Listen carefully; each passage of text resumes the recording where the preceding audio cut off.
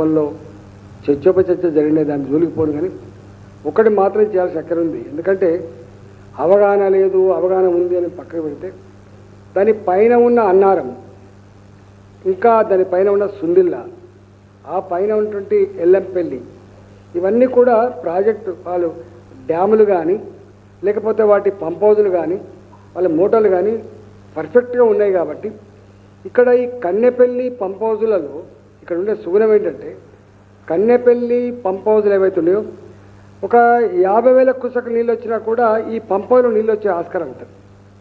ఇప్పుడు 90,000 లక్ష క్యూసెక్ నీళ్ళు పోతున్నాయని అంటున్నారు. కాబట్టి మీకు తెలిసి ఎలినినో వచ్చింది, భయంకరమైన కరువు రాబోతుందని చెప్పి అంటున్నారు. ఇక్కడ భేషజాలు పోకుండా నువ్వు తప్ప నేను తప్ప, ఇలా నువ్వు దుర్మార్గుడువా నేను దుర్మార్గుడు అనేటువంటి పద్ధతి పక్కకు పెట్టి ఇలా ఇన్ని వేల కోట్ల రూపాయలు పెట్టి కట్టబడ్డటువంటి ఇన్ఫ్రాస్ట్రక్చర్ కాబట్టి ఎలినినో వస్తుందని చెప్పి హెచ్చరికలు జారీ చేస్తున్న సందర్భంలో ఇవాళ జూలై మాసం వచ్చినప్పటికీ కూడా వర్షాలు లేక విత్తనాలు కూడా వేరే ఈ పరిస్థితులలో తాగే నీళ్ళ కోసం మనం డిపెండ్ అయ్యేదంతా కూడా కృష్ణా నది మీద, గోదావరి నది మీద. కాబట్టి ఇలా హైదరాబాద్ లాంటి నగరం నీళ్ళు లేకపోతే ఎంత ఇబ్బంది పడుతుందో తెలుసు. కాబట్టి నేను ఒకటే ఇవాళ ఆ ఒక ఆ డ్యాములో ఆ సిస్టమ్ ఏంటంటే వచ్చేటువంటి గోదావరి నీళ్లు ఈ పంప్ హౌజ్లకు పోతాయి. 50,000 క్యూసెక్లు వచ్చినా కూడా పంప్ హౌజ్లకు వస్తాయి.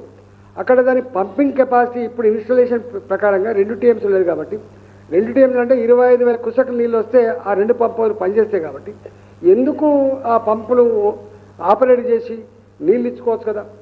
నువ్వు విచారణ చేయి, దాంట్లో ఎవరైతే బాధ్యులు ఉన్నారో, దాంట్లో ఎవరైతే దోషులు తేలుతారో నువ్వు చట్ట ప్రకారం శిక్షించు, కానీ ప్రజలు శిక్షించరు.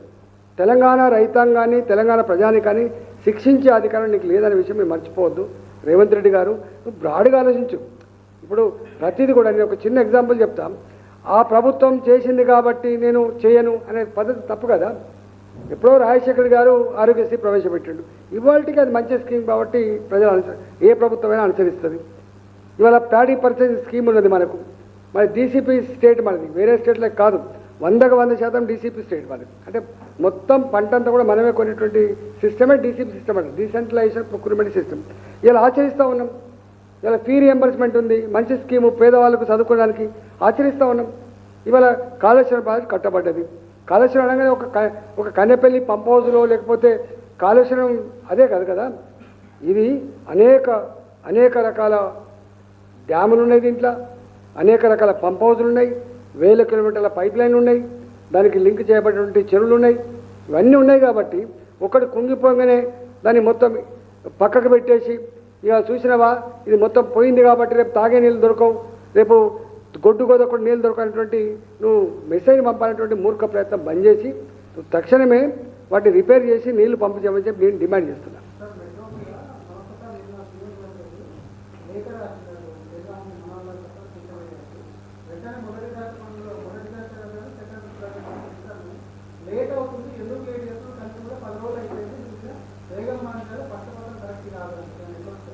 అసలు భారతీయ జనతా పార్టీకి, మా ప్రభుత్వానికి పక్షపాతం లేదు.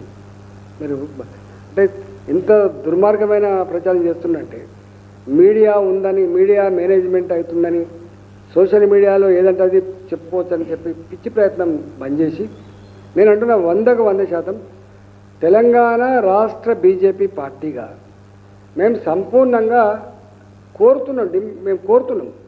ఇవాళ షామీర్పేట సైడ్ ఉండేటువంటి మెట్రో కావచ్చు, లేదా రేపు మేడ్చల్ వరకు ఉండేటువంటి మెట్రో కావచ్చు, లేదా ఇతర ప్రాంతాలకు ఎయిర్పోర్ట్ దాకా ఉండేటువంటి మెట్రో కావచ్చు, రేపు నువ్వు ఏ నిర్మాణం చేసుకుంటే 4 సిటీ కావచ్చు, మేమేం వ్యతిరేకం కాదు.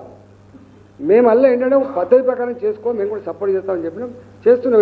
ఫేజ్ 1 13,000 కోట్ల పైచిలుకు, ఫేజ్ 2 40,000 కోట్ల పైచిలుకు.